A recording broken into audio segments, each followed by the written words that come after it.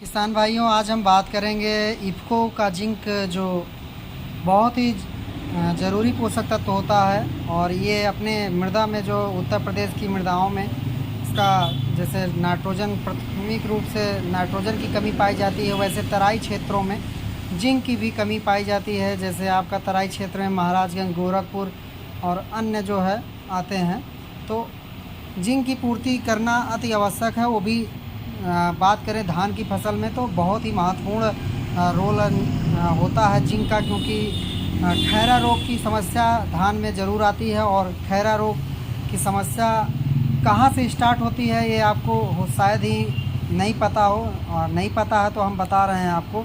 ये खैरा रोग जो है आपका आता है सबसे पहले नर्सरी से ही शुरू होता है। जो आप अपने खेत में नर्सरी डालने के लिए मतलब बेरन की तैयारी करते हैं, पौधे रोपाई करने के लिए नर्सरी तैयार करते हैं, उसी समय जिंक की कमी जो है खेतों में दिखाई देने लगती है। अगर उसी समय प्रबंधन हो जाए तो आप काफ़ी मतलब अपने फसलों में उत्पादकता बढ़ाने में मतलब जीत हासिल कर सकते हैं। उसी प्रकार से देख सकते हैं कि आपकी खुशहाली हमारा प्रयास जो है इफ़को का ये जिंक उर्वरक है। और ये जिंक सल्फेट होता है, इसमें आपका 33% जिंक होता है और 15% इसमें सल्फ़र होता है। तो किसान साथियों, वैसे तो मैं कहूँगा कि जिंक की ज़रूरत जो है हर इंसान, जानवर या पौधों को सभी को ज़रूरत होती है। लेकिन हम जिंक अगर फसलों को देते हैं तो फसलों से तैयार हुआ जो चारा है या कोई भी पदार्थ है रेशे वाला, वो जानवर खाता है, उससे पूर्ति हो जाती है।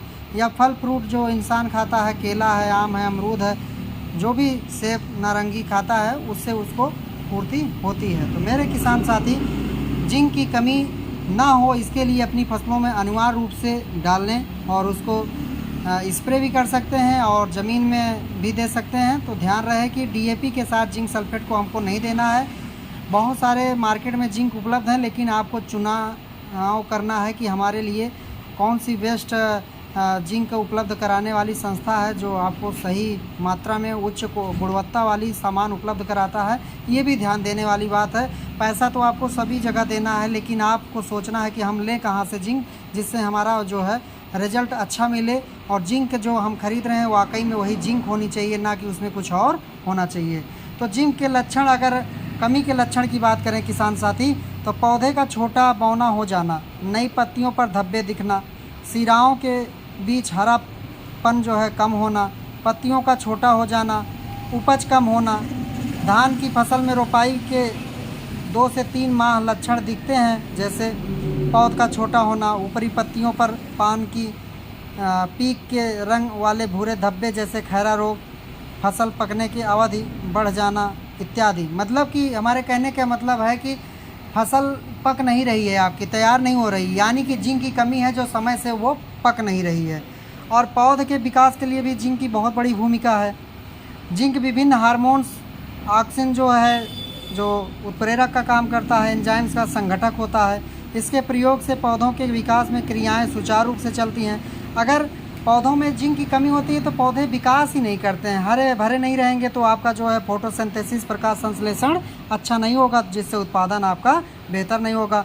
पौधों को प्रतिकूल वातावरण भी अच्छे विकास कर पाता है। अगर जिंक की पूर्ति रहती है तो पौधा जो है अच्छे से विकास कर पाता है। और अनेक जो बाधाएं आती हैं उसमें, तूफान या कोई ऐसा दिक्कतें आती हैं, उस सब के प्रति सहनशीलता प्रदान करता है।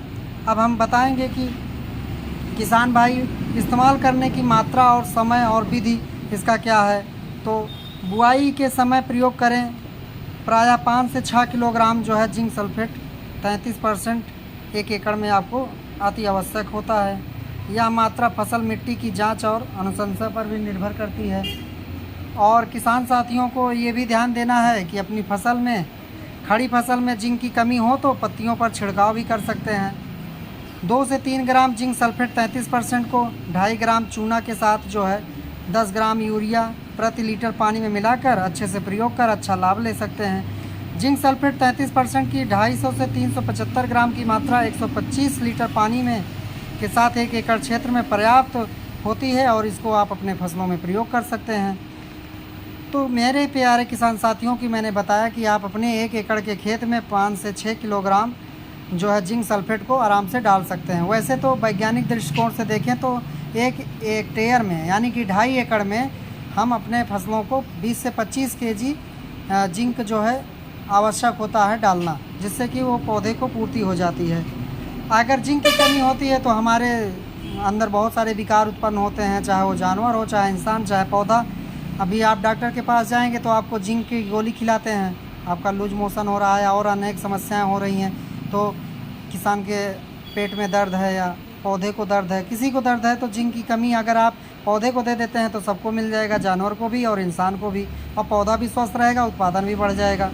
तो जिंक सल्फेट का प्रयोग जो है फास्फेट उर्वरक DAP और PSP और NPK के साथ ना करें, सावधानी बरतें, ये सावधानी वाली बात है। खेत में जिंक सल्फेट पाउडर 33% छिड़काव के समय अपने चेहरे, आँखों और नाक को कपड़ों से ढक कर करें।